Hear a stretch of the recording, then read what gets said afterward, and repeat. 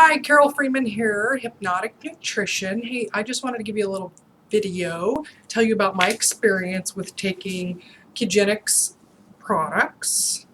Now, I just want to, full disclosure, they sent me these samples to try out, and I was super excited to try them out because if I'm going to recommend something to my clients, I want to make sure that it's a good product. And so, again, I was super excited to try them out. They have the product that's available on their website to the public. They sent me that first to try out, and then they also sent me a sample or several samples of their special RX powder blend, which is the one that's only available to healthcare professionals. Now, I'm a certified nutritionist in Washington State, and so I qualify as a healthcare professional. I can take insurance for nutrition services. I can see people in person and over the phone. So I qualify as that. So the main difference between the two products, the one that's available on their website to the public has exogenous ketones. It has MCT oil in it, amino acids, and a little bit of green tea extract in there. The RX blend, though, has all of that, plus it has a proprietary blend of fat-burning herbs. And so I was especially interested in trying that. And in the past, I've done self-experiment. Oh, wait, I also want to give a disclosure. Now, this is my experience. This is how my body reacted to taking exogenous ketones, the specific blends. You may or may not have similar experience. You may have completely different experience. So again, this is just my experience. I've been following a ketogenic diet for over a year now. My morning ketones tend to test somewhere around 1.5 up to 1.8, times as high as 3 or so various times throughout the day. So that's where I tend to be on my own without any extra supplementation, without MCT oil or coconut oil or anything. I have checked in the past, and when I do about a tablespoon of coconut oil, I can get about half a point, so 0.5 millimolar increase in my ketone levels. If I do a tablespoon of MCT oil, I get double that, so usually about a point increase. Now, what a lot of people don't know is that our bodies correct too high of ketone levels. Now, ideally, what is thought to be nutritional ketosis optimally is somewhere between 1 and 3 millimolars. And the interesting thing is that it's not the higher the better. And our body has corrective mechanisms that protect our ketone levels from going too high. If they go too high, that is what is ketoacidosis. Now, it is very far from what this optimal nutritional range is. Ketoacidosis tends to be 8, 9, 10, 12 millimolar, so way higher than what your body's going to get by any kind of supplement, even any kind of coconut oil or MCT oil or anything like that. And that is because your body wants to keep it from going too high, and it actually releases insulin as a way of correcting ketones from going too high. Isn't that interesting? I found that out because when I was doing my MCT oil experiment, I found that when I got a 1-point raise in my ketones, I got really hungry, and it didn't make any sense to me because higher ketones is supposed to be a greater appetite suppression. But what I found out is that was too high of a bump in ketones for my body. My body knows that. It released insulin, which makes you hungry, and it kept my ketones from going too high. Beautiful thing. But what I learned was that MCT oil for me is too powerful. I don't need that much. My body is really good at making enough ketones, the perfect amount on its own, so adding MCT oil is overkill, and it's only going to make me hungrier. And I know some of you have had that experience when you've had bulletproof coffee. So I find I put coconut oil is just enough in my coffee in the morning. Gives me a nice little boost, but it doesn't push it up too high. So that all is background for you to compare what results I got with Kegenix. So the morning that I decided to try Kegenix, I got up, my ketone levels were 3.2. I've never had them that high in the morning. I was really surprised, but I was really determined. I wanted to try this, and so I wanted to see what would happen. And I'll tell you, it mixes really easily in water. It tasted super yummy. It reminded me of, so this flavor is, what do they call it? Fruit medley. It reminded me of kind of a fruity flavored tang. Very tangy, plenty of sweetness, which comes from erythritol, and mixed very easily. It tasted absolutely delicious. I noticed about 2/3 of the way through the glass that I started to have a little bit of a kind of a mild nausea feeling in my stomach.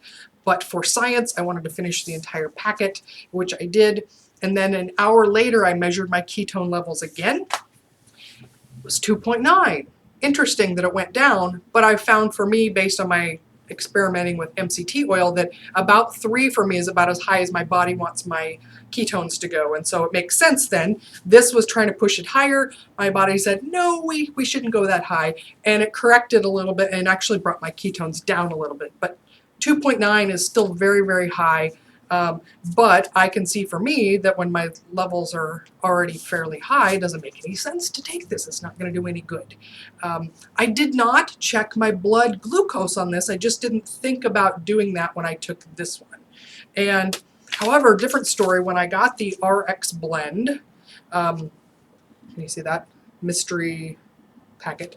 And I got up in the morning, I checked my blood glucose, which was 93, which is a little higher than I'd want it to be fasting in the morning, but that's why I've been working on some intermittent fasting, whole other subject, right? So 93 was my fasting blood glucose in the morning. My ketones that morning were only 0.7, so 0.7 millimolars. And I thought, well, that's great, because that gives me a lot bigger range that I could increase that. I was much more excited about trying it that day. And I mix this up, same easy to mix formula, same, pretty much exactly the same flavor, which is delicious. I get the same effect as about 2/3 of the way through the glass. I started to feel really mild nausea feeling that went away very quickly. Again, finished the whole packet because I wanted to get the full effect. And 1 hour later, I checked my blood glucose and I checked my ketones. So let's talk about ketones first. It went from 0.7 to 1.1, which I thought, well, that's not very exciting. That's about the same increase that I get when I just take a tablespoon of coconut oil, and it's certainly a lot cheaper. But the part that was really shocking to me was that my blood glucose in 1 hour, the only thing I'd had was this packet of powder, was, well, mixed in water, right? So it went from 93 up to 111. So that's almost a 20-point glucose spike. So that was a big red flag to me, that there's something in here that my body reacted to that caused my blood glucose to rise. Like 20 points on a ketogenic diet is not ketogenic. And so I do know that they put their original formulation was maltodextrin in here, which is something that helps it mix, but it's also a very easily digested carbohydrate. And they told me they were changing the formulation on this to no longer have maltodextrin, but to use something called cyclodextrin instead, which is not digestible. I don't know. This is not labeled with the ingredients on it. I don't know if this is the old formula with maltodextrin and that's what I reacted to. Or the other thing is the herbs that are in here, I don't know how those affected. Perhaps it's the herbs, whatever their action in my body was that caused a rise in blood glucose, or because they have a lot of carbohydrates in the herbal blend, perhaps that's what caused a blood glucose rise. So regular Kegenix, I did not notice an increased hunger. I was really happy with that. But again, I didn't check blood glucose, so I have no idea. This one does have maltodextrin in it, and I have no idea if this one spiked my blood glucose, but it did not make me hungry. Now, the really disappointing part for me was that this RX powder, it increased my hunger like crazy. The rest of the day, I was really, really hungry and craving, and I haven't had that in a really long time. And it lasted for about 2 days. And on top of that, the day after I took this packet, I gained 2 pounds in 1 day. All of that together, unfortunately, makes me not recommend this product at this time.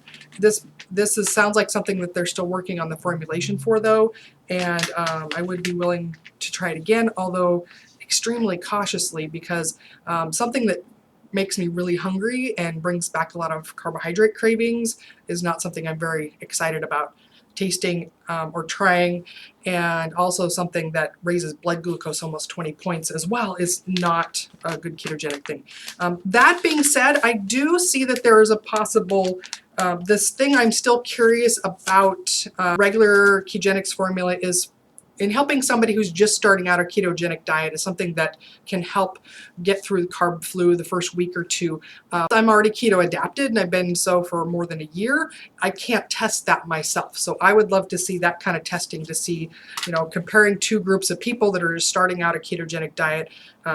Half of them get to use this during their first week or two, the other half don't, and just compare cravings and adaptation and feelings of carb flu and all that kind of stuff. That's what I would love to see tried for. I think that just using regular MCT oil or coconut oil is, at least for me, the results that I got is just as effective, and then also not going to raise blood glucose at all either. So that is my review. And again, they're working on changing things, so that's what my review is at this time, and things could change in the future. But that's all I've got for you right now about that. But thanks for watching. If you like this video, give me a thumbs up, subscribe, and we'll see you later. Bye.